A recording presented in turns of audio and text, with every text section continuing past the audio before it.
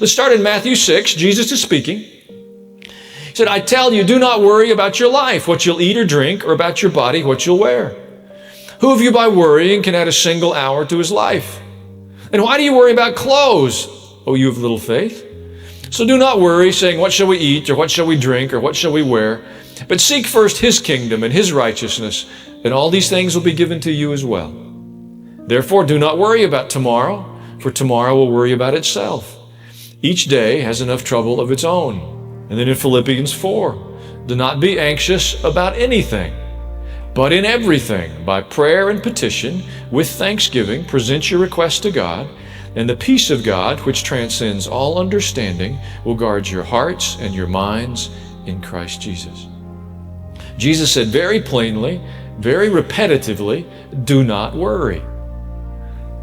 I'm of the opinion that if Jesus says not to do something, he has our best interest at heart. He's not being meddlesome. He's not trying to limit us. He's concerned about our well-being, and we've missed something. Something has eluded us. We have tolerated something in our lives, in our thoughts, in our emotions. We've tolerated something, allowed it to flourish, that in reality is destructive, that Jesus has said, don't do that. That we are so twisted and tied up and melting down in our own worries and problems, and we forget that we have a Heavenly Father right there saying, do you want my help? And we just gotta say, I want your help, and trust that he can do what he needs to do. Let him do the work that needs to be done. Look, if you're counting on yourself to solve all of your problems, then of course you're worried and stressed out. It doesn't matter how strong or wise or capable, how charismatic you are. It doesn't matter how much wealth or influence you have. You are not designed to be able to take on everything and handle everything. You will have more problems come at you than what you are capable of handling. When you carry the responsibility of everything, then you have to do everything. You have to find the solutions. You have to choose the right direction. You have to power through problems. You have to plan for the future, make adjustments, and you have to do all of it at the speed of life. Yeah, you're stressed out. You're worried, of course. But God does not want you to do it on your own. He wants you to recognize that he is there to lead you, to walk you through, to guide you through every step of the way. And here's the deal. He doesn't want to just give you every resource that you need to get through your problems. He wants to be what you need in every situation. It's amazing the problems that are solved the moment that you decide to trust God in everything. Because when you trust God, you don't have to try to figure anything out anymore. As you lean on him, then you take the pressure off of yourself. Because you don't have to try to figure stuff out. You don't have to try to change things that you've already tried 1,000,000 times to change, and the more you try to change them, the more frustrated it makes you. Because you can just finally say, well, God, I'm trusting you with this, and if you can't change it, then I guess it don't need to be changed. The only way you can learn to stop worrying and stop trying to figure things out, and stop being jealous of what other people have, is I just honestly think that in addition to studying the Word, I think that we just have to try it our way long enough to finally just get worn out enough to just say, okay, God, I surrender. You know the beginning, you know the end, and everything in between. You know every flaw that I have, every fault that I have, you know every weakness that I have, as well as my strengths. I surrender. So many times I've just said, God, I don't know what to do. God, I'm overwhelmed, or God, I'm in over my head. And, I've said this many times, God, help, please. It doesn't have to be long. It doesn't have to be eloquent. I don't have to have the answers or the solutions. I just need to go to the one who does have the answers. Hey, have you ever been on an emotional roller coaster? You're just up, you're down, you're this way. And you know what God says? I'll take care of that. You ever go to bed thinking about it? Wake up in the middle of the night thinking about it? In the morning you get up, you're thinking about it. Man, it has captured your thinking. God says, I'll take your emotion and your thinking through Christ Jesus. 1 Peter 5:7 says, cast all your cares on him because he cares for you. And what that means is that we take all of our problems and our worries and we choose to place it in God's hands and say, I trust that you will handle the outcome? Are you confident that you can take your problems and your worries and place it in God's hands and that He can handle everything? Worry is the anticipation of the negative. In fact, there's a relationship between faith and worry. It's inverse. Faith diminishes as worry flourishes. Or as your faith flourishes, your worry will diminish. Worry is the negative expression of what faith in God is. One of them would be, I don't want Jesus to ever look at me and use my name and person of little faith in the same sentence. Do you? I want to be a man of faith. Worry is saying, I don't think God can handle this, so I'm going to pick it up and I'm going to invest emotional energy in my thoughts and my anxiety. I'm not going to change the outcome a bit. Jesus said, you can't add 1 hour to your life. God can add years. God has the best solution for all of our problems. He sees and knows everything. He sees the future. He understands every angle of what is going on in your life right now. He understands how people are viewing it and perceiving it. He sees the best solution to your problems. He's incredibly wise. When I worry, I am basically saying I am afraid that my life is not going to be the way that I want it to. But when I trust that God has the best solution, I am saying, God, I believe that you have the best way for me, even if it's not the path that I chose or that I came up with. And we can trust that if we follow God and if we trust Him, He will give us every resource that we need every step of the way. And that at the end, He can turn that into something wonderful and beautiful.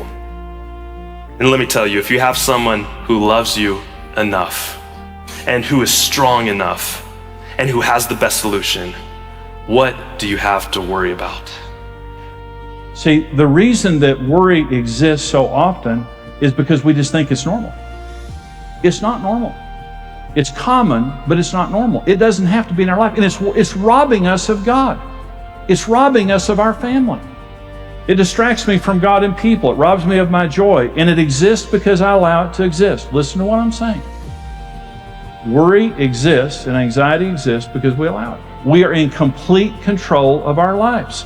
God would never command us to do something that we don't have the ability to do.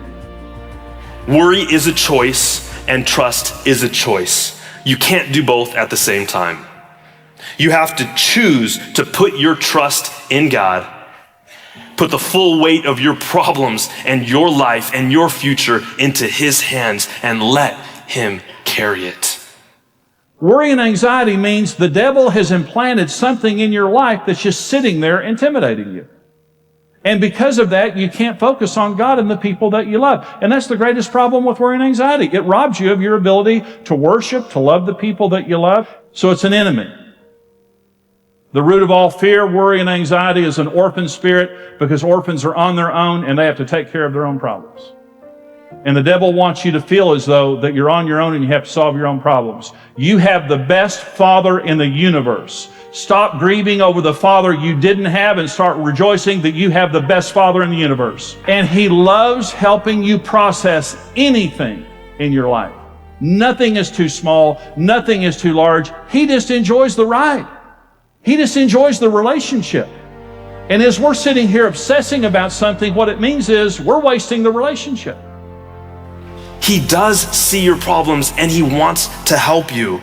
God's love for you is so immense, and that means that you can come to Him with anything and everything. We don't have to lead lives that are defined by worry and anxiety and fear. Doesn't mean those things won't come, and they may even come with justification. But Jesus said we don't have to worry about them. He is my provider. He is my protector. He is my promoter. He is the person that I long for in every relationship.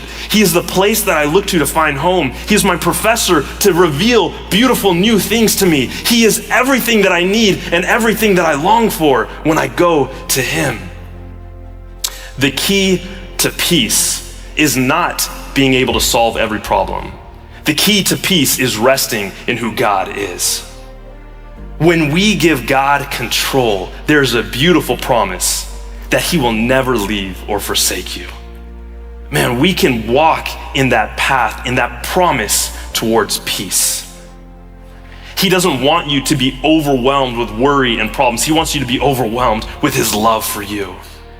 And you may be saying, look, you don't understand how many problems I have, how many issues, and how much I've gone through. Well, you know what? God says, no matter what you have, I want to take all of your problems, all of your worries, all of your failures, all of your sin, all of your brokenness, give it to me because I can handle it. And the truth is, only I can handle it.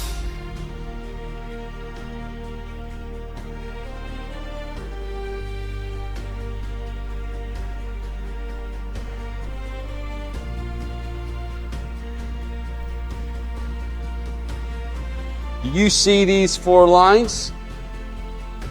Yeah. I just needed to stand there until 5:30 today. I'll give you $50. Yeah, I'll do it. Very good.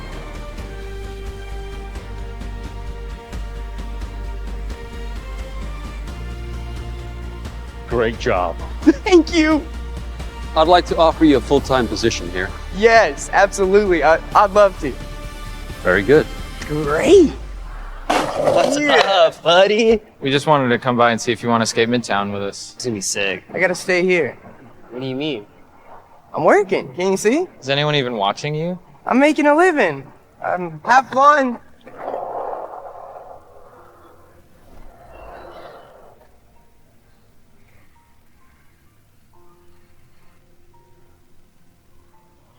You've been loyal, reliable. You're an asset to me. Thank you, sir. Come with me. I'm raising your salary by 30%. And now, you're here. No, really? Go ahead, check it out. This thing is massive. Look at all this room. You can see the bridge from here. You earned it. This is incredible. What happened to us? Your day's pay, $2,000. But I'd like to retire now if I could. It's been a pleasure working with you two.